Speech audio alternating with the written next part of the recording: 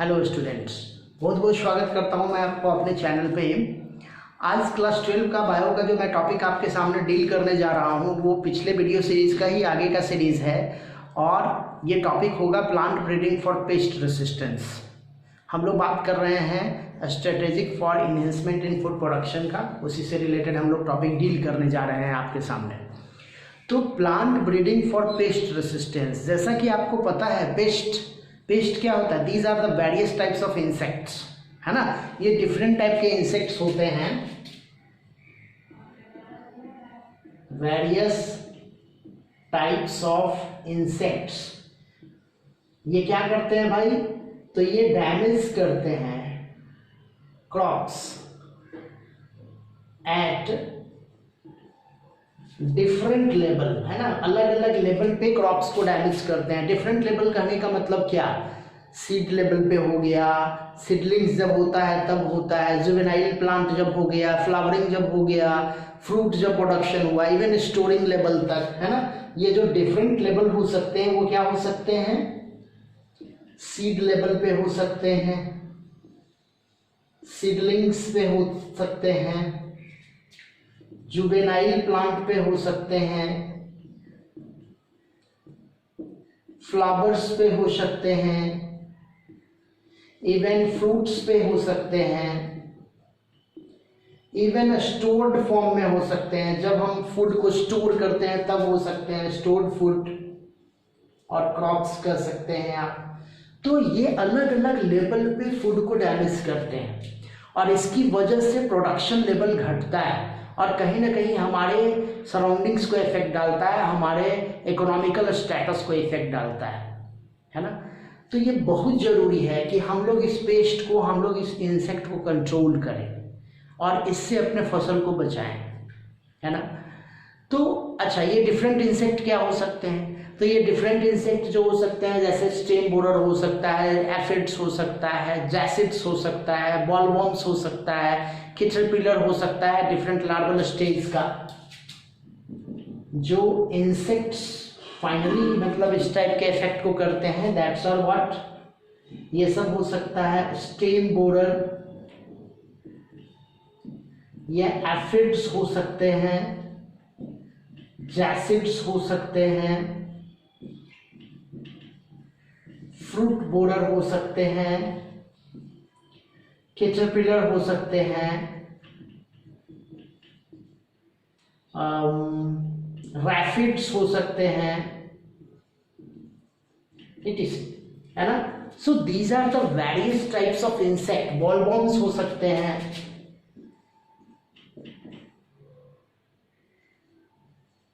वॉलवॉर्म्स हो सकते हैं। तो ये सब वेरियस टाइप के इंसेक्ट हैं जो हमारे क्रॉप को डैमेज करते हैं और उसके प्रोडक्ट को डैमेज करते हैं, है ना।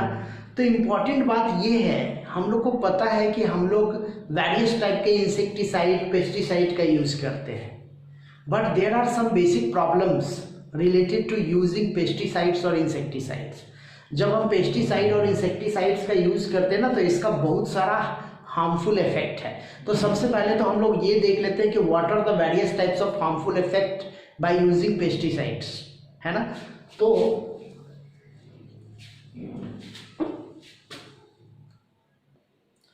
तो हम लोग देखने जा रहे हैं कि what are the harmful effect of using pesticides, है ना।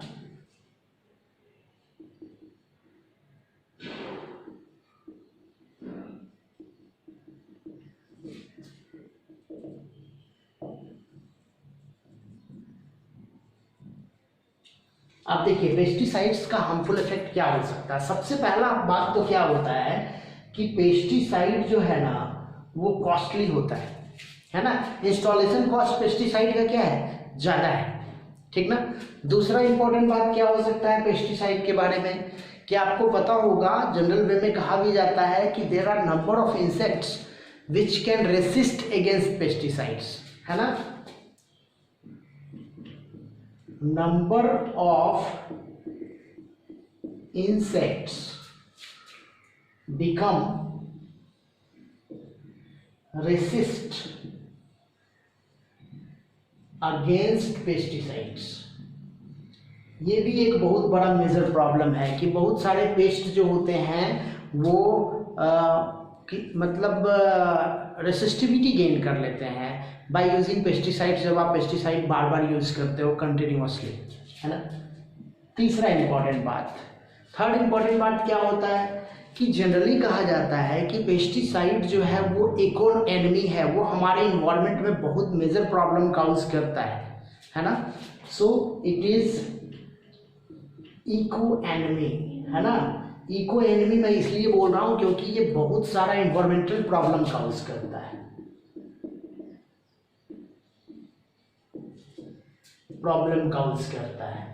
पॉल्यूशन फैलाता है ना। नंबर ऑफ एटमॉस्फेरिक पॉल्यूशन जो होता है वो पेस्टिसाइड से होते हैं, फ्यूमिजेंट से होते हैं, फ्यूम्स से होते हैं, ठीक ना। इवन आप एक बड़ा इंपॉर्टेंट नाम सुनोगे इसी केस में, उसको हम लोग क्या बोलते हैं, that is biological magnification.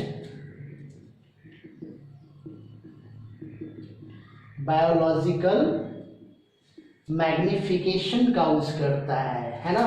Biological magnification करने का मतलब क्या हो गया कि जनरली कहा जाता है कि ये प्राय पेस्टिसाइड्स वगैरह जो होते हैं ना मोस्टली नॉन बायोडिग्रेडेबल होते हैं, तो ये हायर ट्रॉफिक लेवल में, और सबसे हायर ट्रॉफिक लेवल कौन है, हम लोग हैं, क्योंकि हम लोग फसल के ऊपर इसका यूज कर रहे हैं, तो हायर ट्रॉफिक लेवल को ये बहुत डैमेज काउज करता है ना। There are number of health problem created by these types of non biodegradable matter. तो बायोलॉजिकल मैग्निफिकेशन क्या होता है कि हम कह सकते हैं कि increasing of concentration of non biodegradable matter in higher trophic level, क्या बोलते हैं, increasing of concentration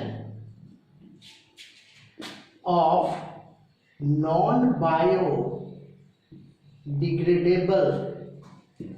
matter in higher trophic level, है ना।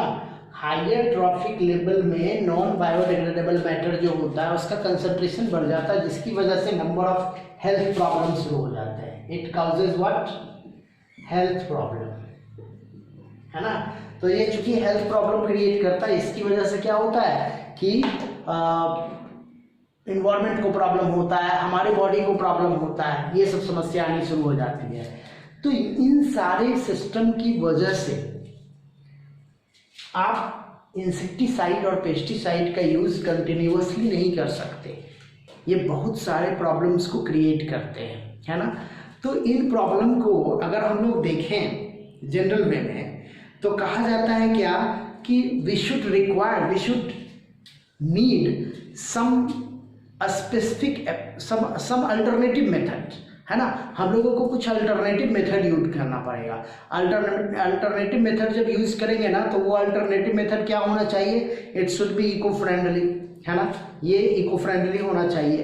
तो हम लोग वही देखने जा रहे हैं कि what are the various alternative method required for such purpose. Insect को या पेस्ट को कंट्रोल करने के लिए अल्टरनेटिव मेथड क्या हो सकते हैं। ओके, चलिए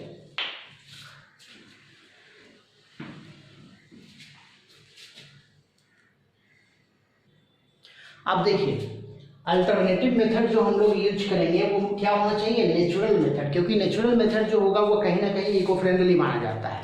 तो नेचुरल मेथड में हम लोग क्या कर सकते हैं, सबसे पहला इंपॉर्टेंट बात है स्क्रीनिंग ऑफ जर्म प्लाज्म। जब हम नेचुरल वैरायटी का स्क्रीनिंग करेंगे ना, वैसे वैरायटी का जो रेसिस्ट है डिजीज के अगेंस्ट और पेस्ट के अगेंस्ट, है ना।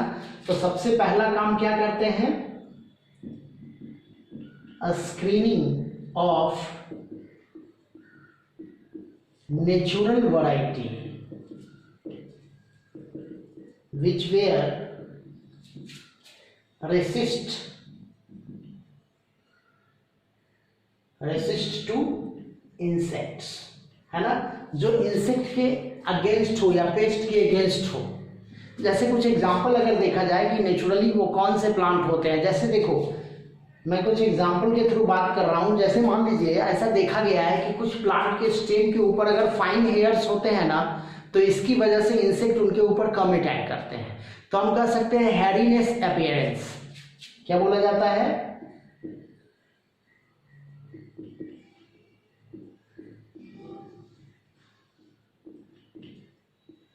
appearance over suit and leaves. Suit और लीव्स के ऊपर अगर हेरीनेस अपीयरेंस हो तो इसकी वजह से क्या होगा, इसको मैं अच्छा से लिख देता हूं, ये हेयरीनेस होता है ना, हेयरीनेस अपीयरेंस हो तो इसकी वजह से इंसेक्ट और पेस्ट उसके ऊपर कम अटैक करते हैं, है ना। जैसे क्या, जैसे लीफ हॉपर हो गया, जैसिड्स हो गया, लीफ बीटल्स हो गया, ये सब प्राय अटैक नहीं करते। कुछ एग्जांपल अगर मैं इसका बताऊं आपको तो क्या हो सकता है, जैसे एग्जांपल में देखिएगा, जैसे टोमेटोज, आप देखिएगा टोमेटोज जो होता है उसके सरफेस पे बहुत ही फाइन हेयर्स पाए जाते हैं, जिसकी वजह से टोमेटो प्लांट जो होता है उसके ऊपर अटैक नहीं करते हैं, ठीक ना। दूसरा इंपॉर्टेंट बात, smell of leaves and stems. आप देखिएगा अगर लीव्स और इसका स्टेम का अगर स्मेल कुछ अलग टाइप का हो, है ना, तो स्मेल की वजह से भी इंसेक्ट जो होता है उनके ऊपर अटैक नहीं करते। जैसे आप क्या एग्जांपल दे सकते हो, तो बैसिल, तुलसी का एग्जांपल सबसे अच्छा है। जैसे इसका एग्जांपल क्या हो जाएगा, बैसिल, ठीक ना। तुलसी का जो वैरायटी है, तुलसी जो होता है उसके ऊपर प्राय इंसेक्ट जो होते हैं अटैक नहीं करते हैं। रीजन यही है क्योंकि उनका कुछ स्पेसिफिक स्मेल होता है, फ्रेग्रेंस होता है, जिसकी वजह से not only insect, even other animals, दूसरे एनिमल भी उसके टुवर्ड्स से अट्रैक्ट नहीं होते हैं। तो ये उसका अपना नेचुरल उसकी प्रॉपर्टी होती है ना। नेक्स्ट अगर हम लोग देखें, ये तो मेरा फर्स्ट था, ये मेरा सेकेंड था। अगर थर्ड हम नेचुरल स्क्रीनिंग की बात कर रहे हैं तो उसमें क्या हो जाता है, वुडी स्टेम। अगर स्टेम काफी वुडी है तब भी उसके ऊपर इंसेक्ट का अटैकिंग प्रॉपर वे में नहीं होता है, तो हम क्या कर सकते हैं, वुडी स्टेम, है ना। स्टेम क्या होता है, वुडी होता है, ओके। अगर हम लोग फोर्थ देखें तो फोर्थ क्या हो सकता है भाई, कि कुछ ऐसे प्लांट होते हैं जिसका जो लीव्स होता है ना वो एक्सट्रीमली स्मूथ होता है, जिसकी वजह से वॉर्म्स अटैक नहीं करते हैं, है ना। तो हम कह सकते हैं स्मूथनेस ऑफ लीव्स, है ना। लीव्स अगर एक्सट्रीमली स्मूथ हो तो उसके ऊपर जनरली वॉर्म्स का अटैकिंग बहुत कम देखा गया, ऐसा मतलब डेटा के थ्रू डेटा एनालिसिस करते हैं तो ऐसा होता है। नेक्स्ट अगर हम लोग देखते हैं पांचवा मतलब कंडीशन हम लोग नेचुरली देख सकते हैं, तो हम कह सकते हैं अगर मान लो फ्लावर में नेक्टर बहुत कम है, नेक्टरलेस फ्लावर जिसको हम लोग बोलते हैं, तो उसकी वजह से भी उसके ऊपर इंसेक्ट जो होता है वो अट्रैक्ट नहीं होते, तो हम कह सकते हैं क्या, नेक्टरलेस फ्लावर। जनरली देखो इस टाइप का जो कंडीशन है ना वो प्राय कॉटन में काफी इंपॉर्टेंट माना जाता है ना। कॉटन में इस टाइप का कंडीशन काफी इंपॉर्टेंट माना जाता है कि अगर मान लो उसका स्टेम जो है वो काफी वुडी है, अगर मान लो उसके ऊपर लीव्स जो है वो एक्सट्रीमली स्मूथ हो जाए उसका, है ना, नेक्टर जो है उसका क्या हो जाए, नेक्टर उसके जो फ्लावर्स हैं उसमें नेक्टर नहीं हो, तो इसकी वजह से इंसेक्ट का अट्रैक्शन उसके ऊपर बहुत ही कम होगा, उसका चांस बहुत ही कम होगा, ओके।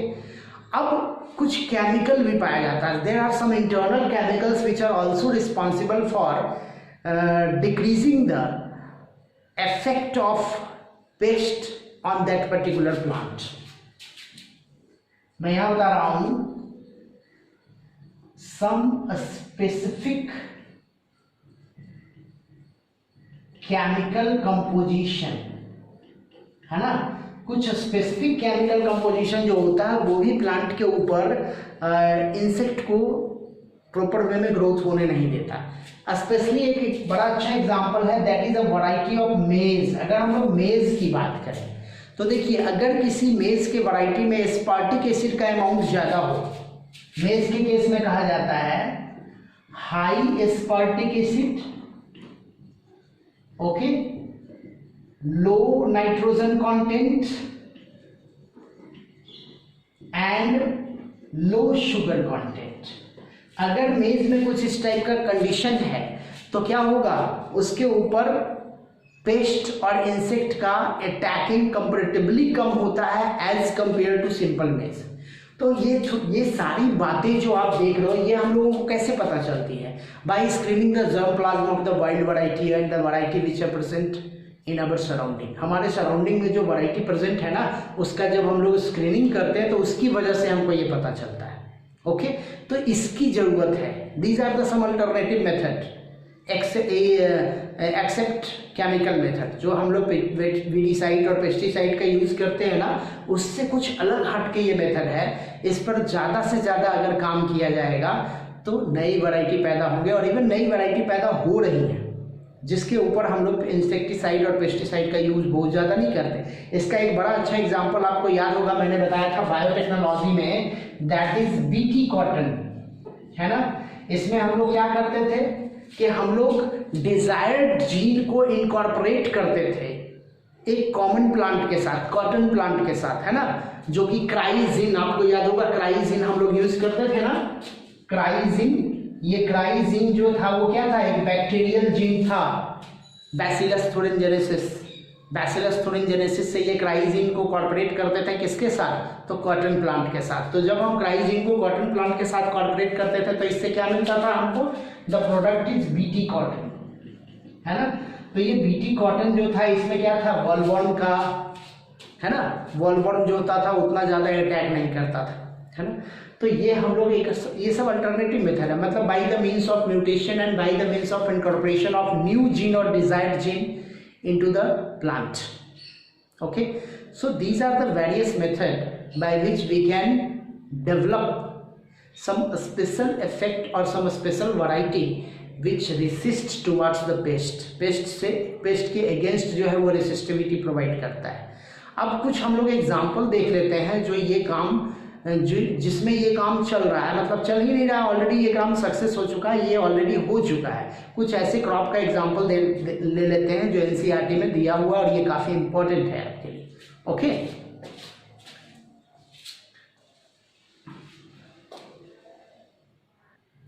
तो अब हम लोग बात करने जा रहे हैं कुछ स्पेशल वैरायटी का जो ऑलरेडी इस टाइप से नेचुरल सिस्टम से और bye the means of genetical method उसको इम्प्रूव्ड किया गया है, जिसकी वजह से वो कुछ स्पेशल टाइप के इंसेक्ट और पेस्ट से रेसिस्ट होते हैं।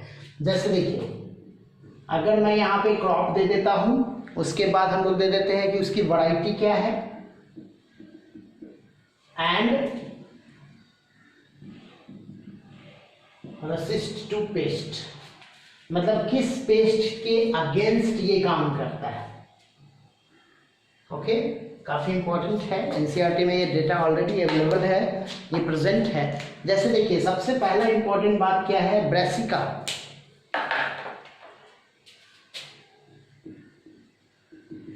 क्या है, ब्रेसिका, जिसको मस्टर्ड बोलते हैं, मस्टर्ड वगैरह इसमें आता है ना।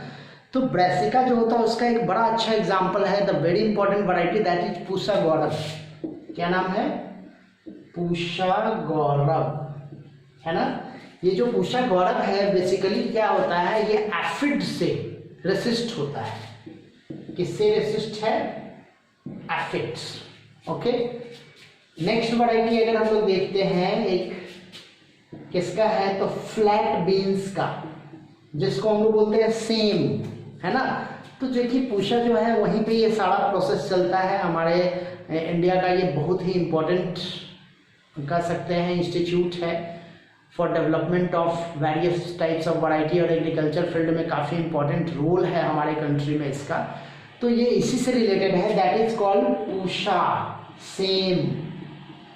वैरायटी का नाम क्या है, पूषा सेम। पूषा सेम 1 एंड पूषा सेम 3, इस तरह से वैरायटी आता है, A1 एंड A3, है ना।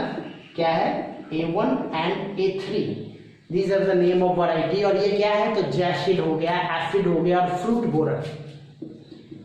जैसिड्स, एफिड्स और फ्रूट बोरर, यही रेसिस्टेंस इसी के अगेंस्ट है। फाइनली हम लोग देख लेते हैं, दैट इज भिंडी ओकरा, जिसको हम लोग बोलते हैं भिंडी, है ना। तो भिंडी की जो नई वैरायटी है दैट इज कॉल्ड पूषा सावनी। क्या नाम है, पूषा सावनी, है ना। और एक है पूषा A4, पूषा A4, ठीक ना। सो ये वैरायटी जो आप देख रहे हो वो specially suit and fruit borer, suit and fruit grower, है ना। तो इसी के अगेंस्ट, मतलब इसी से अगेंस्ट ये लोग रेसिस्ट। ओके, तो इस तरह से हम लोगों ने समझ लिया कि what are the various ways of improvement of crop and what are the various types of crop for pest resist and insect resist. अब इसके बाद का जो हमारा वीडियो होगा उसमें हम लोग बात कर लेंगे किसके बारे में, for improvement of quality nutrients, है ना, न्यूट्रिएंट्स जो होता है वो कैसे बढ़ता है। ओके, तो इन्हीं सारी बातों के साथ हम लोग मिलेंगे अगले वीडियो में। बहुत बहुत धन्यवाद आपका।